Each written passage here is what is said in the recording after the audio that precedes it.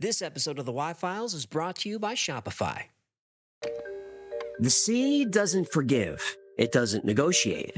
Millions of lives have been lost since humans first sailed beyond the sight of land.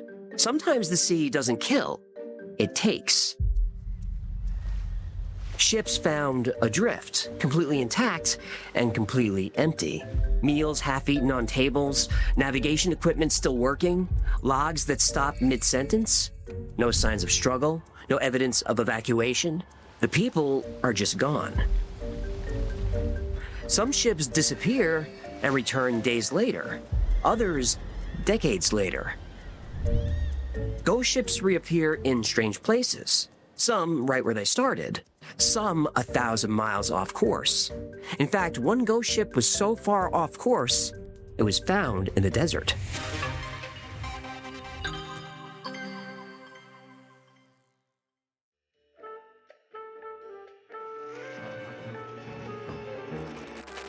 Human, I need your help. It's an emergency.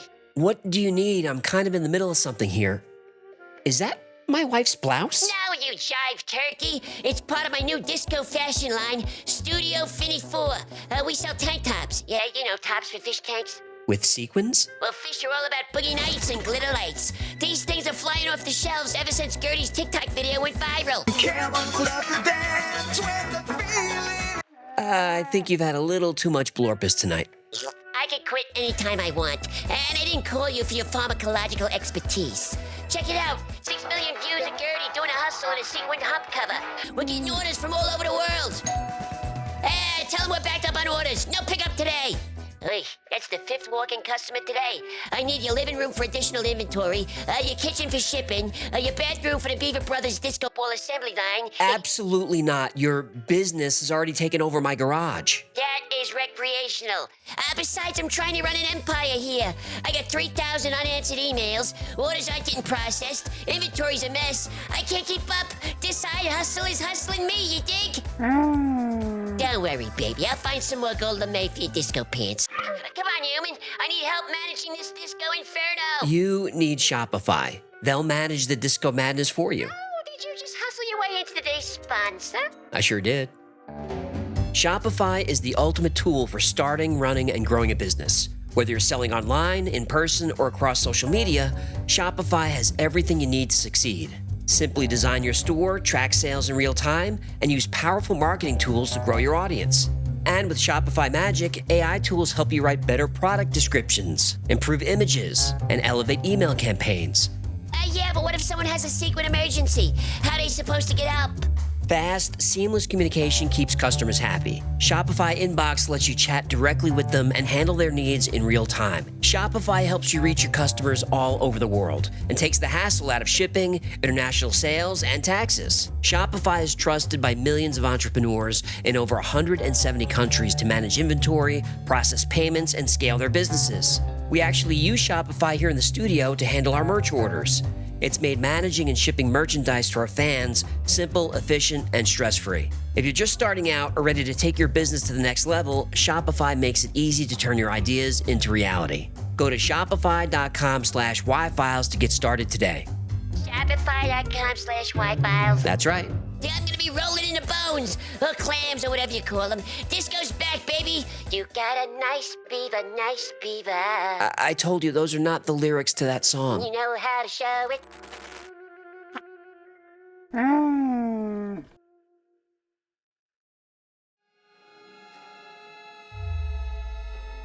It was December 4th, 1872. Captain David Morehouse stood on the deck of his ship, the De Gracia. He was halfway between the Azores and Portugal when he spotted a vessel acting strange. Morehouse raised his spyglass. The ship's sails were set wrong for the wind. It drifted erratically, like there was nobody at the helm. Yeah, sounds like every New Jersey driver. Please don't interrupt when I'm setting up a scary scene, and leave New Jersey alone. Sorry, but you ever drive through Fort Lee with the GWE backed up? I have. That's scarier than this story. So, Morehouse changed course to investigate. As he got closer, he signaled the ship. No reply. Morehouse could feel it. Something was very wrong. As the De Gracia came alongside, Morehouse saw there was nobody on deck. This was a 100-foot merchant brigantine, a 250-ton cargo ship. This is the middle of the day. There should be at least 6 or 7 men working, but there wasn't a soul in sight. The ship's name was painted on her hull, Mary Celeste, an American vessel that left New York weeks earlier. Morehouse recognized the name. He knew her captain, Benjamin Briggs, a respected sailor with 16 years' experience. Briggs was competent and reliable. None of this made sense. When his first mate asked permission to board, Morehouse took a moment to calculate the right move. He had his own crew to protect. Every sailor knows the risks when he sets sail. Usually, you come back safely. But sometimes the sea has other plans. Bad weather, a shallow reef, pirates. He didn't see any evidence of any of these. That made the situation more unsettling. Every instinct he had told him to leave the Mary Celeste adrift. But there was a nagging voice in the back of his mind. What if it were you? Morehouse sighed and said to his first mate, permission granted. So, hang on. You're saying the mate was a mighty sailing man, the skipper brave and sure? You did it again. You know what? I'm trying to break the tension. I'm trying to create tension. Oh. We seem to be at an impasse. The boarding party found the ship in good condition. Captain Briggs's belongings were in his cabin undisturbed. His papers were in order. His pipe was by his chair. His pocket watch was there, still ticking. Another cabin contained women's clothing neatly folded in drawers. Men's jackets hung on a coat rack, clean and pressed. A book sat on a nightstand with a bookmark wedged between dry pages, as if someone was just there quietly reading.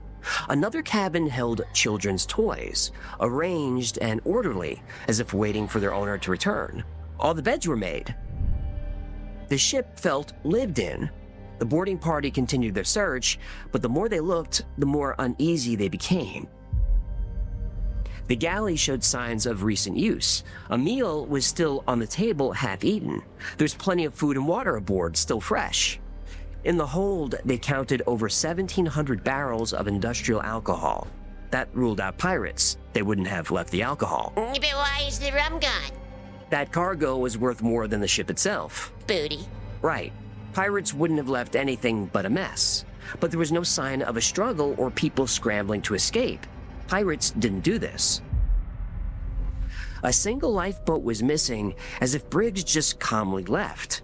That didn't make sense to Morehouse. There was some water in the bilge, but nothing serious enough to abandon ship. The hull was intact. The Mary Celeste was perfectly seaworthy. All essential rigging worked fine. Most tools were there, but the navigation equipment was missing. No chronometer, no sextant. Oh, I saw a few of those at Coachella. A few what? Sextants. I thought about trying one, but patchouli oil makes it hard to concentrate. And the sand, that's a little risky. Not a sextant, a sextant. What'd I say? The last entry in the logbook was dated November 25th, 1872, 9 days before Morehouse found her. It noted their position near Santa Maria Island, but mentioned nothing unusual. No storms, no illness, no distress. Just routine observations followed by nothing. Eerie silence. 10 souls had vanished without explanation. Captain Benjamin Briggs, his wife Sarah, their 2-year-old daughter Sophia, and 7 experienced crewmen, all gone without a trace. This story repeats over and over again. January 31st, 1921, C.P. Brady was on lookout duty for the Coast Guard at Cape Hatteras. Wait, who had her ass? Cape Hatteras in North Carolina. That makes more sense. Brady saw a large ship that ran aground on Diamond Shoals. The 5-masted schooner sat on the sandbar, its sails still up. It was the Carroll A. Deering, a commercial ship, nearly 260 feet long, built in 1919, practically new. A rescue team boarded the Deering, and like the Mary Celeste, it was completely abandoned. But the crew's personal belongings and navigational equipment were missing. The ship's logs and papers were gone. But what's strange was, in the galley, a meal for the crew of 10 was laid out on the table, the food untouched. They were never heard from again. Most ghost ships are found this way. Empty, a meal on the table, everything in working order, but no crew. Those stories are disturbing, but the really scary ghost ships are the ones found with the crew still aboard.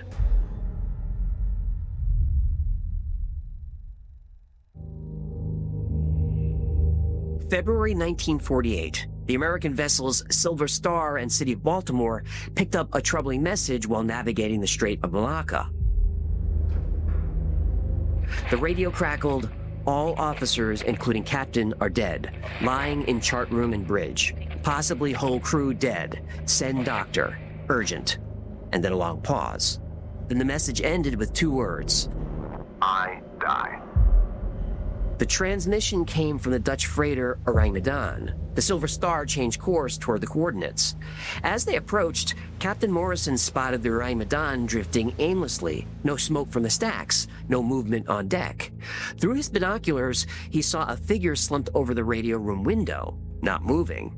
Morrison called through his megaphone. No response. He assembled a boarding party with clear instructions. Whatever happened could be contagious. Move slowly. Don't touch anything. On the Ourang Medan, everything felt wrong. The air smelled of copper, that metallic, sickly sweet odor of death. Morrison and his men held handkerchiefs to their mouths.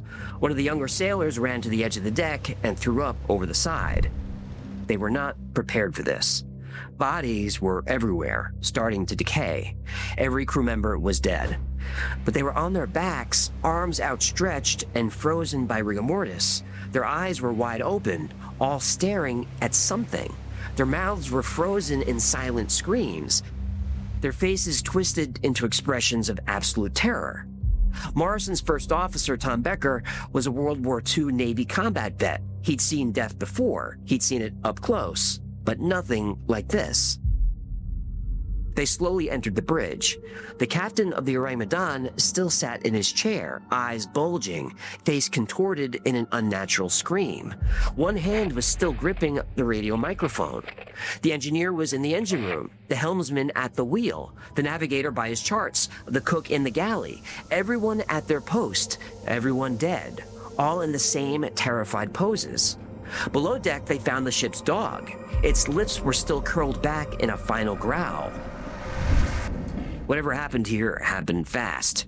The bodies had no wounds, no signs of struggle, no blood, no evidence of fire or flooding.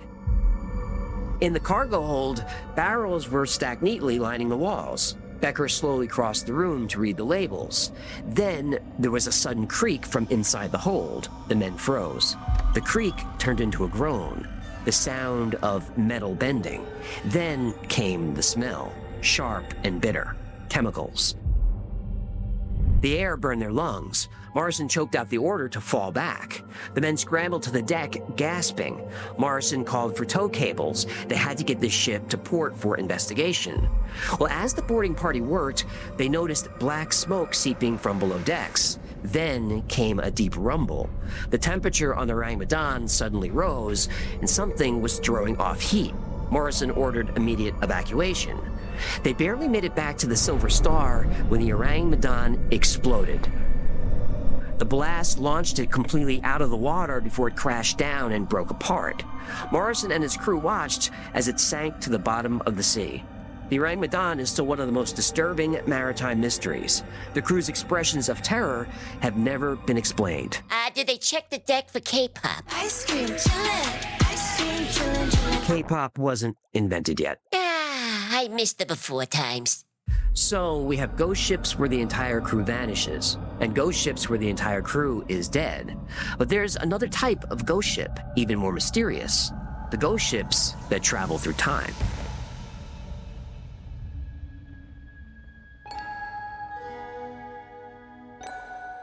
Every year, ships completely vanish. When they disappear, they fully disappear. They fall off radar. Searchers find nothing. Usually this means the ship is sunk. But some reappear. Sometimes weeks, months, or even years later, and they're completely intact and seaworthy and empty. The SS Bechimo got stuck in ice near Alaska in 1931. The ice was crushing the hull, so the crew abandoned ship. They assumed the ship was doomed. It wasn't. For the next 38 years, the Bechimo was seen drifting through Arctic waters. Sometimes it appeared in impossible locations, far from where it was last seen, moving against the current. The last confirmed sighting was in 1969, but some Inuit hunters claim they've seen it as recently as 2006. 75 years of sailing with no crew. In 1881, Captain Griffin of the schooner Ellen Austin spotted a ship sailing erratically while crossing the Atlantic. It was completely deserted, but in perfect condition. Personal belongings were all in place, and plenty of food was aboard. Seeing an opportunity to claim salvage, Griffin put some of his own crew aboard the empty ship and set course for New York. Uh-oh. Captain beamed down the red shirts. Well, the two ships got separated in a storm. A few days later, Captain Griffin found the ship, again adrift. Again, the ship was empty. His own crew vanished. A second volunteer crew was sent aboard. More red shirts. This time, the two ships got separated by fog. When the fog cleared, the derelict ship was gone, and it was never seen again. Called it. This area of the Atlantic didn't have a name then. Now we know it as the Bermuda Triangle. Ah! A really weird ghost ship story is the El Fausto. This fishing boat disappeared in 1968 near the Canary Islands. They were heading to another island only 7 hours away. They never arrived. Days passed. The Spanish authorities launched a massive search operation. Air and sea units scoured the area. The ship was gone. A few days later, a British ship found the El Fausto adrift. All 4 men were alive but exhausted. Their families celebrated. They were coming home. Except they refused to be rescued. They insisted there was nothing wrong with their ship. They accepted some food and water and said they were heading home. They never made it. Again, a massive search. Again, no sign of the boat. On August 7th, the men were officially declared lost at sea. 3 months later, an Italian vessel found the El Fausto drifting near the Tropic of Cancer. Everything was in working order. No damage, no signs of struggle. Below deck was a single corpse. A man, naked and mummified, clinging to the radio, his body positioned as if making one final desperate call. It was Julio Garcia, one of the original crew. Beside him was a notebook. All the pages were torn out except one. It was a message to his wife. "Don't ever tell our son what happened to me. You know God wanted this fate for me. Love you." The Italians tried to tow the El Fausto to Venezuela. 2 days later, the tow line snapped. The boat suddenly sank. Nobody knows why. And nobody knows who tore out the pages in the notebook or what they said. Nobody knows why the crew refused to be rescued or what happened to them. All we have is a corpse and a cryptic note. The rest of the evidence is now at the bottom of the sea.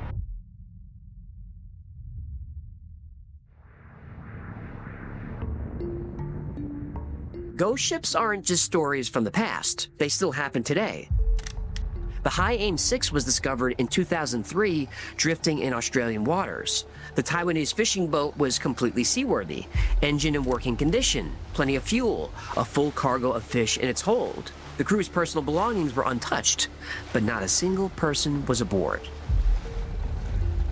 April 2007, the Kaz II, a 30-foot catamaran, was found drifting off the Great Barrier Reef. The engine was still running. A laptop computer was still on. The table was set for a meal with food and drinks. The GPS and emergency equipment were untouched. The 3-man crew had vanished. Their life jackets were still stowed away. November 2008, the 4,000-ton Taiwanese fishing vessel Taiching 21 vanished off the coast of Kiribati in the Pacific. The weather was perfect. No distress signal was sent. The ship with 29 crew members aboard simply disappeared. 3 weeks later, searchers found a single life jacket. Nothing else. Despite satellites, GPS, and constant communication, the ocean is dangerous, vast, and unpredictable. Ghost ship stories go back centuries but share similar features. Meals left uneaten, personal belongings undisturbed, no signs of panic, crew vanished in an instant, as if simply plucked from reality. These patterns span from the Mary Celeste in 1872 to the Kaz II in 2007, from sailing vessels to modern motorcraft, from the Atlantic to the Pacific. But not all ghost ships are found in the ocean. Some are found where water doesn't even exist.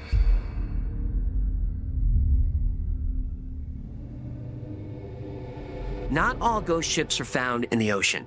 In 1870, the San Bernardino Guardian reported a ship discovered deep in the Mojave Desert. A Spanish galleon, at least 250 feet long, completely intact. The desert winds had stripped away most of the rigging, but the wood was still there. The report said 1/3 of the vessel was still visible above the sand. Charlie Klusker read that article and recognized the story immediately. While traveling across the desert, he met the Quaya tribe, who told him a myth about a vast sea that once covered the desert. A great bird with white wings landed as the waters receded and got stuck in the sand.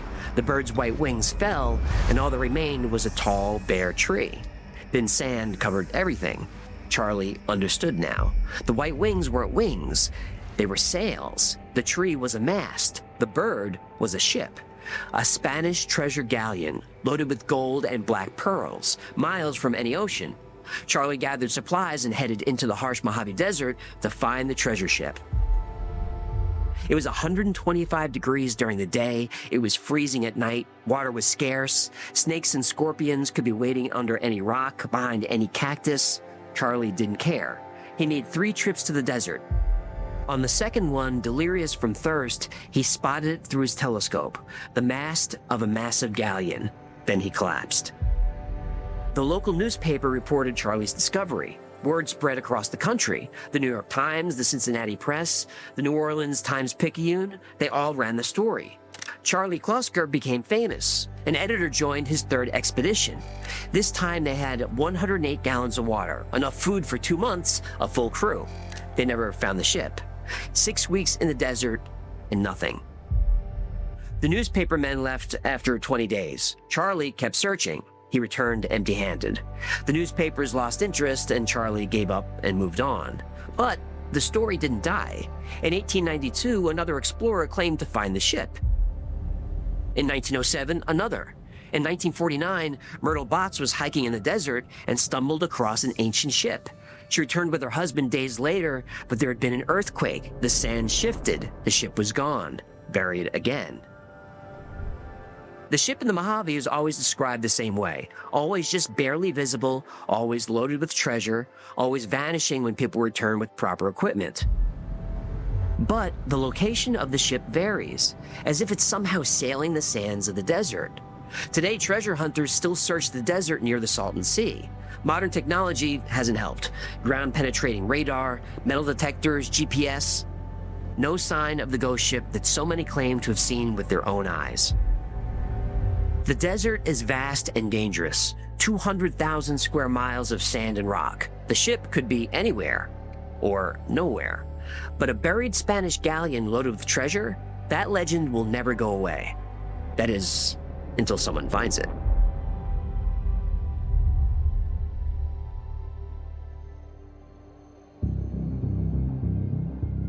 Ghost ships, missing crews, vessels in impossible places.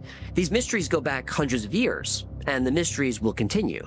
We still know very little about the ocean. Yeah, the ocean is a dangerous place for seamen. It is, Yeah, but... sometimes they get swallowed. Okay, Yeah, sometimes seamen get spit back out. that's enough. All right, I'm talking about seamen in the ocean. Just stop saying that word. Ocean? Seaman. Yeah. Okay, we covered a lot of stories. Which ones are real and which ones are just legends? Well, the Mary Celeste was real. It was found abandoned in 1872. The crew's disappearance is still unsolved. The most likely explanation is the cargo, industrial alcohol. There were a few empty barrels. Alcohol might have leaked into the bilge, fumes rising, and the crew could smell it. Industrial alcohol is highly flammable. One small spark and boom, 1,700 barrels explode. There'd be nothing left of the ship but splinters. Captain Briggs knew this, so he ordered everyone into the lifeboat. The plan was to follow the ship from a safe distance using a line. The line broke. A storm hit, the lifeboat gets destroyed, and all 10 people are lost at sea.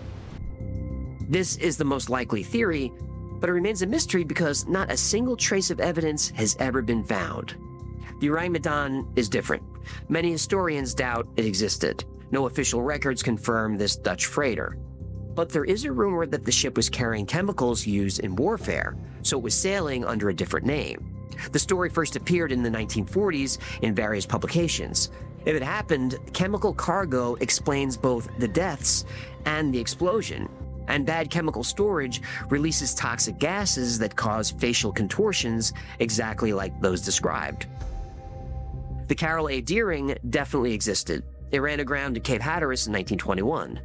Mutiny is the most likely answer. Witnesses reported hearing the crew shouting about overthrowing the captain days before the ship was found. The crew probably fled after running aground to avoid punishment.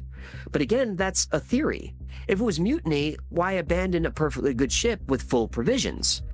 And if it was pirates, why leave the cargo? If it was weather, why no distress call? Despite extensive investigations by the U.S. Navy, FBI, and State Department, no trace of the captain, officers, or crew was ever found. This is still one of the most famous maritime disappearances in American history. The El Fausto disappearances are true. The most logical theory is that they were drug traffickers or involved in something illegal. This explains their strange behavior and refusal to be rescued. The torn notebook pages might have contained dangerous information. Julio's cryptic message suggests he knew he was in danger but couldn't reveal why. The SS Bechimo's decades-long ghost voyage is well documented. After being abandoned in 1931, it was spotted numerous times over decades. Nothing supernatural here. Strong Arctic currents, changing ice conditions, the ship's reinforced hull kept it afloat. It eventually disappeared, probably sinking in rough seas or becoming trapped in ice. But I hope it's still out there somewhere. Now, the desert ship is more legend than reality, but it's not impossible. The Salton Basin has changed dramatically over centuries. It was once Lake Kauai, an ancient inland sea about 6 times larger than the current Salton Sea. Water levels rose and fell with seasonal flooding and drought. The Colorado River sometimes filled the basin to capacity, other times it was bone dry. In the early 1600s, Spanish explorer Juan de Iturbide led an expedition up the Gulf of California. He was hunting black pearls.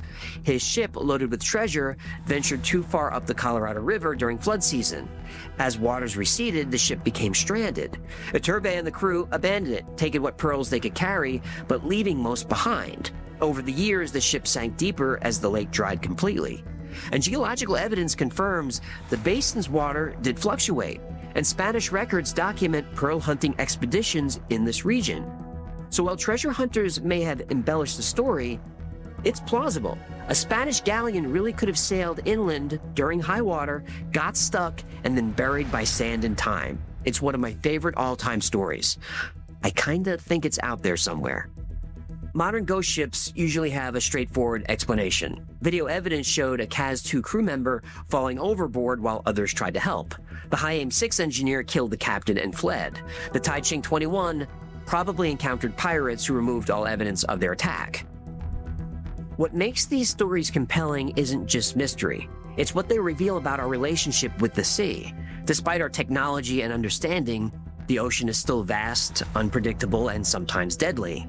The sea has claimed thousands of vessels throughout history. Most disappear without witnesses, without a trace. Yeah, the ocean is basically a very moist graveyard. With really good seafood. You sick bastard. We build better ships, install better safety systems, track vessels by satellite, but ships still disappear. Crews vanish without a trace. We've conquered a lot of nature, bent it to our will, but not the ocean.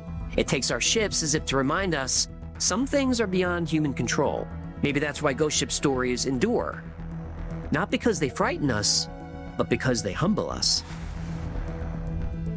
The stories remind us we're not masters of the earth. We're just temporary visitors, just a small part of something much bigger, something we're not meant to understand. And if we venture too far, the universe is there to put us right back in our place.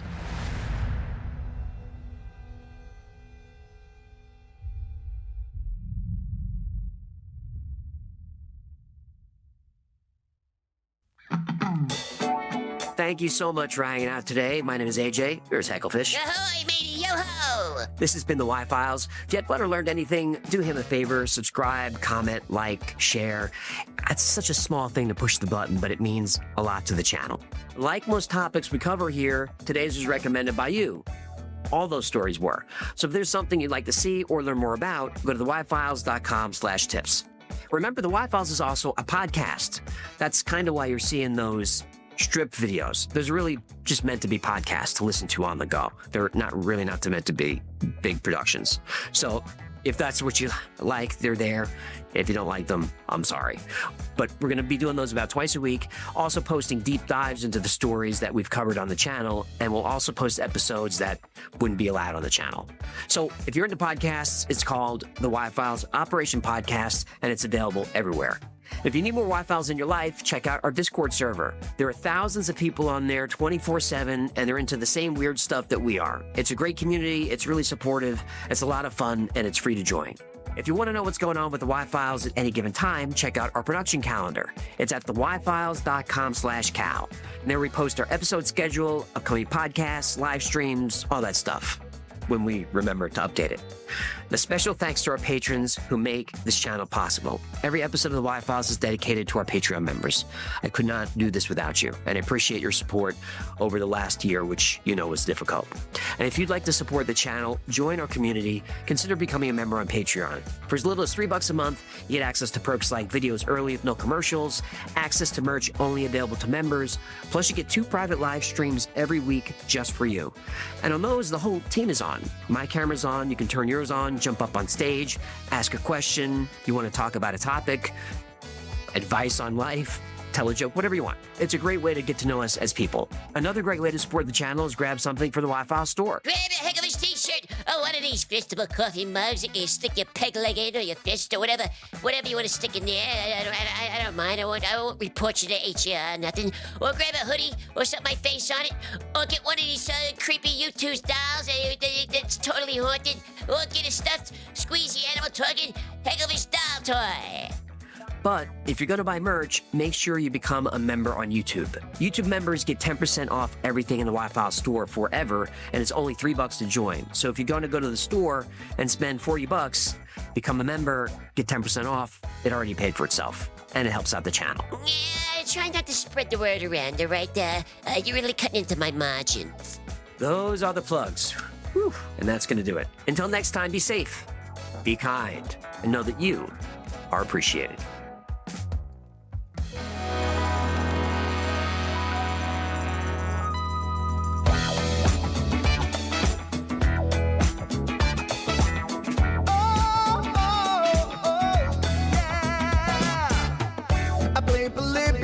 In Area 51, a secret code inside the Bible said I would. I love my UFOs and paranormal fun, as well as music, so I'm singing it like I should. But then another conspiracy theory becomes the truth, my friends, and it never ends. No, it never ends.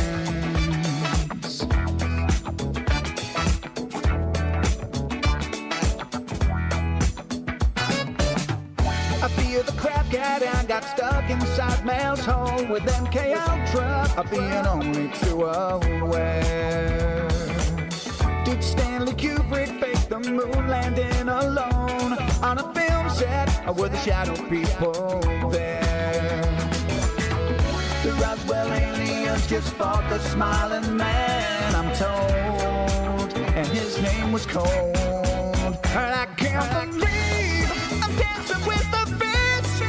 Heck of fish on Thursday nights with AJ2, and Wi-Fi's happening all through the night. All I ever wanted was to just hear the truth, so the Wi-Fi's on repeat all through the night.